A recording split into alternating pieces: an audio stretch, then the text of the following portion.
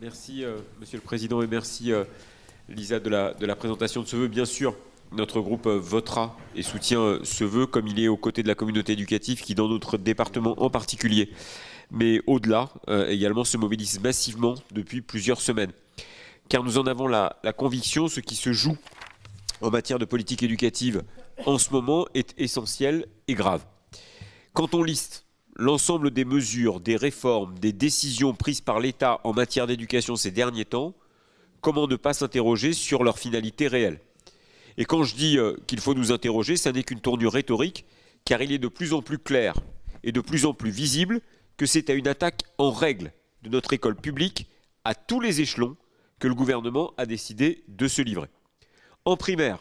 les fermetures de classes se multiplient dans presque toutes nos communes, entraînant une dégradation brutale des conditions d'études des élèves et des conditions de travail des enseignants et des personnels.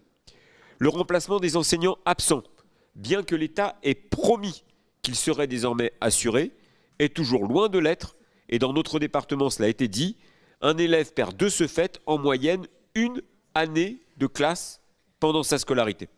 Les RASED, ces enseignants spécialisés dans le traitement de la difficulté scolaire et l'aide aux élèves les plus fragiles, voient leurs moyens sans cesse diminuer, au point qu'ils ne réussissent à peine qu'à traiter les situations les plus urgentes et les plus dramatiques. Dans le secondaire, certains établissements scolaires sont dans un état indigne. Il y a eu récemment une vidéo publiée sur les réseaux sociaux de la communauté éducative du lycée Blaise-Cendrars à Sevran qui a fait le buzz, tant elle a choqué par l'état de délabrement des locaux dont elle témoignait. Et le gouvernement, lui, n'a d'autre priorité qu'une réforme du collège, joliment nommée choc des savoirs, mais qui en réalité ne propose aucun moyen supplémentaire et prétend que la panacée se trouverait dans le tri des élèves par groupe de niveau, qu'on rebaptise groupe de besoins, il paraît que c'est mieux comme ça, alors qu'unanimement, les acteurs de terrain, s'appuyant sur des études pédagogiques sérieuses, rejettent une telle solution et ont fait la preuve de leur inefficacité. Dans le supérieur, Parcoursup s'affirme année après année comme une machine à éjecter de plus en plus de bacheliers de l'enseignement supérieur, tandis que la précarité étudiante atteint des niveaux indignes d'un pays développé. Et partout, à toutes les échelles, les AESH qui accompagnent, ça a été évoqué, les élèves porteurs de handicap, sont en nombre terriblement insuffisant, tandis que la médecine scolaire n'est plus qu'un lointain souvenir, tant elle est en voie de disparition. Le projet politique se dessine donc de plus en plus clairement. Réduire drastiquement les moyens alloués à l'école publique pour qu'elle ne soit plus en mesure de remplir correctement ses missions, qu'elle ne puisse plus accueillir convenablement tous les élèves et pousser celles et ceux qui le peuvent vers d'autres solutions, l'évitement scolaire vers des départements voisins un peu moins défavorisés pour certains, ou l'école privée pour d'autres, qui ne représente plus le choix que ces défenseurs ont toujours promu, mais s'apparente désormais pour de plus en plus de familles comme l'unique solution pour permettre à leurs enfants de bénéficier de conditions d'enseignement convenables. Et dans ce contexte, penser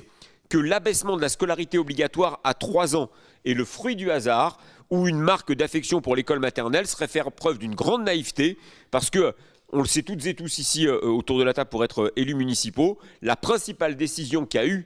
conséquence qu'a eu cette décision, pour ne pas dire l'unique, c'est d'obliger les communes à financer désormais les écoles maternelles privées en plus des écoles élémentaires, ce qui était déjà une obligation jusque-là. La situation n'est pas acceptable, nous ne l'acceptons pas, car nous sommes persuadés que l'école publique est notre bien le plus précieux. Nous ne la laisserons pas être démantelée ni par des réformes dangereuses, ni étouffée par un manque de moyens sans cesse plus criant, et nous mènerons le combat pour la défendre aux côtés de la communauté éducative que nous savons pleinement mobilisée et qui sait que, comme toujours, elle pourra compter sur nous. Depuis quelques jours, je le disais, cette mobilisation s'intensifie. Elle exige le retrait des réformes liées au choc des savoirs, un plan d'urgence pour l'école en Seine-Saint-Denis, qui est le département de loin le moins bien doté, et le déblocage de moyens qui permettent enfin à l'école de fonctionner convenablement. Dans les jours à venir, de nouvelles mobilisations seront proposées par la communauté éducative. Samedi, nous marcherons pour celles et ceux